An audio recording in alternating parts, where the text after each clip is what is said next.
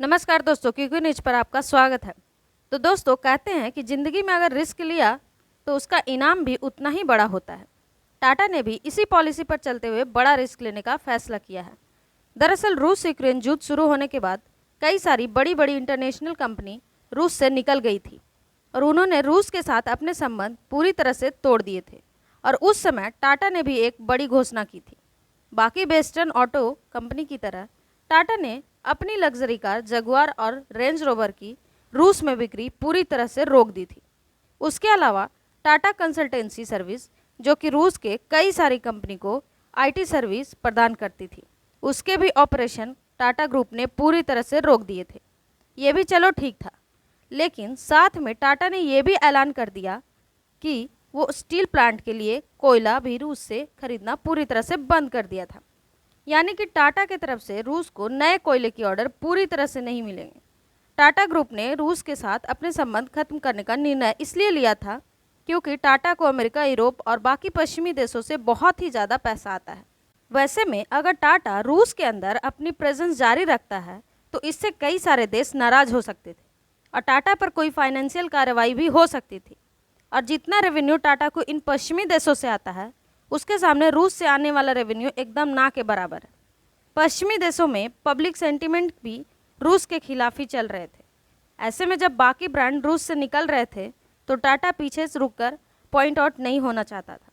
इसलिए उस समय टाटा ग्रुप ने प्योरली बिजनेस ओरिएंटेड फैसला लेते हुए रूस के साथ सारे सौदे बंद कर दी थी। तो दोस्तों, जैसा कि मैंने शुरुआत में बोला कि जिस काम में रिस्क होता है उसका इनाम भी बहुत बड़ा होता है। हुआ क्या कि कच्चे तेल की तरफ रूस के कोयले को बायकॉट करने के कारण मार्केट में कोयला का डिमांड अचानक से बढ़ गया और कीमतें आसमान छूने लगी।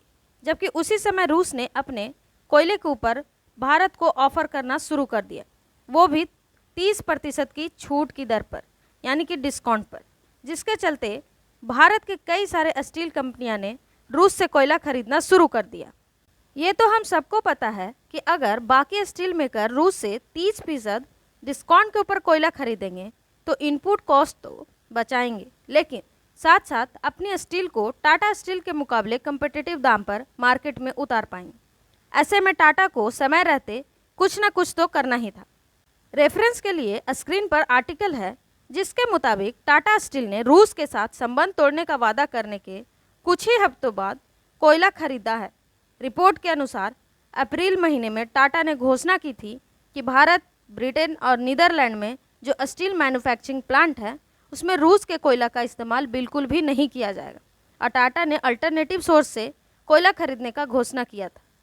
लेकिन खबर निकल कर आ रही है कि टाटा ने 75,000 टन कोयला रूस से खरीदा है और अनाधिकारिक तौर पर माना जा रहा है कि ये भारत और रूस के रिश्ते को और ज़्यादा पास लाने में काम आएगा।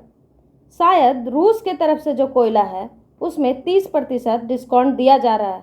टाटा ने उसे देखकर ही अपना मन बदल दिया। पर कई सारे जानकारों का ये भी मानना है कि टाटा कोई भी कदम भारत के देश हित में उठाता है और भारत और रूस के बीच में रुपये और रूबल ट्रेड से भारतीय खजाने में अमेरिकी डॉलर को कोई भी प्रभाव नहीं कर पाएगा। इसलिए टाटा ने यह कदम उठाया है। वैसे टाटा ने अभी तक इसके ऊपर कोई भी ऑफिशियल बयान जारी नहीं किया है, पर हमें पता है कि टाटा जब भी कोई कदम उठाएगा तो देश हित में ही उठाएगा। इस वीडियो में इतना ही। बाकी आपका इस रिपोर्ट के बारे में क्या मानना है हमें कमेंट करके ज़रूर बताएं। धन्यवाद।